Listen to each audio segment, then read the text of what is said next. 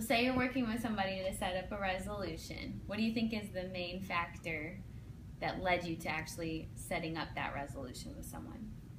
Persistence. That's a good contribution. The main factor at this point in time is taking your time and actually explaining certain things or asking the appropriate questions.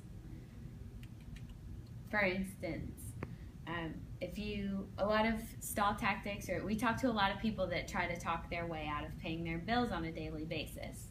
So many stall tactics that we hear, just call me later, I'll see what I can do, just send me another bill, I don't want to give you my payment information.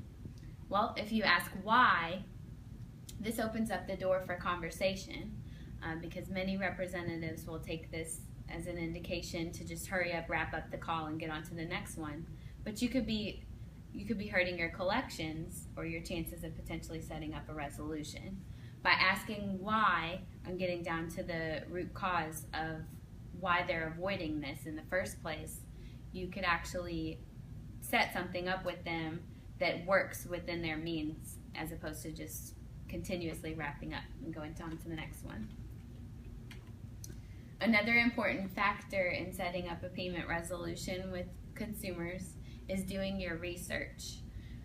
What this means is checking the hospital notes, looking into the hospital's payment system. So some scenarios that fall under this, my insurance is supposed to pay for that when they say I already paid that, or I never got a bill.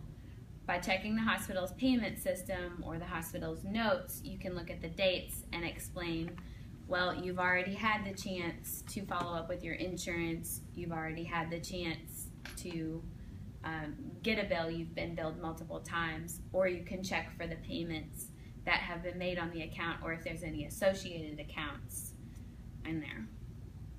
By slowing down and taking your time to do your research, you're increasing your chances of setting up a payment plan or resolution.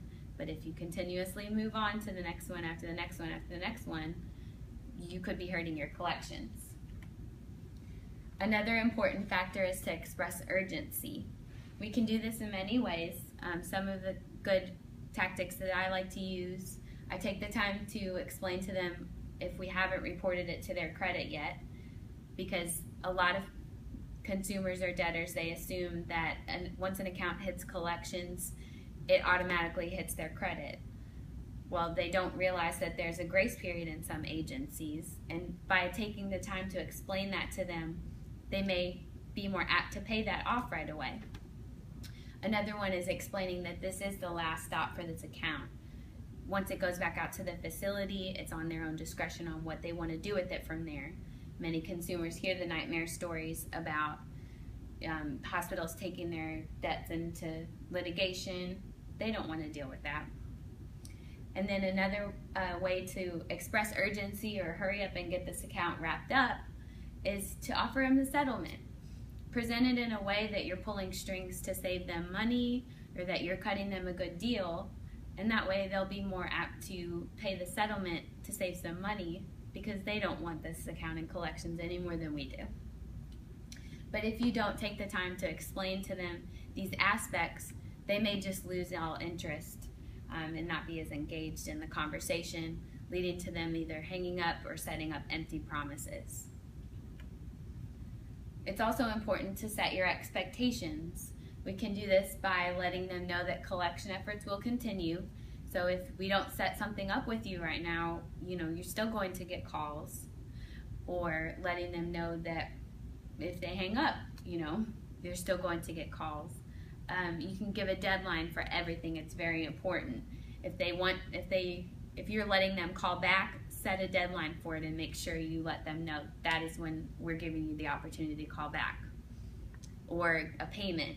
If you're not securing anything on file, make sure that you set that deadline, repeat it, wait to hear their reaction. Are they hesitant, or are they confirming with you that yes, I can absolutely do that?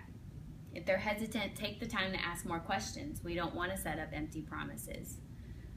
Another important aspect of setting expectations, secure your payments. Those are the payment arrangements you worked hard for. You want to make sure that you include a check or card on file. instead of saying, would you like to have put a check or card on file for your payments, try asking them, which one would you like to use? You can use a check or a card. Give them that option. They feel more apt to give you their information. Since the rollout of Obamacare, 75 million people reported having trouble paying their medical debt in 2012, which is roughly 40%. But since the rollout of Obamacare, that has declined to 64 million, or 35% in the past year. And also less people are putting off medical attention for the first time since 2003.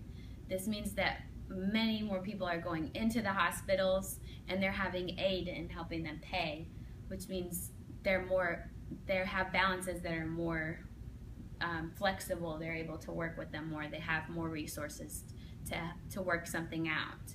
Keep this in mind whenever you're trying to set these resolutions up.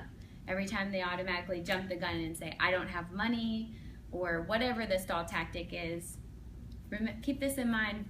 You know, a lot of times they assume that there's just a couple of options that are out of their reach. Take the time to explain these things to them. Is there any other?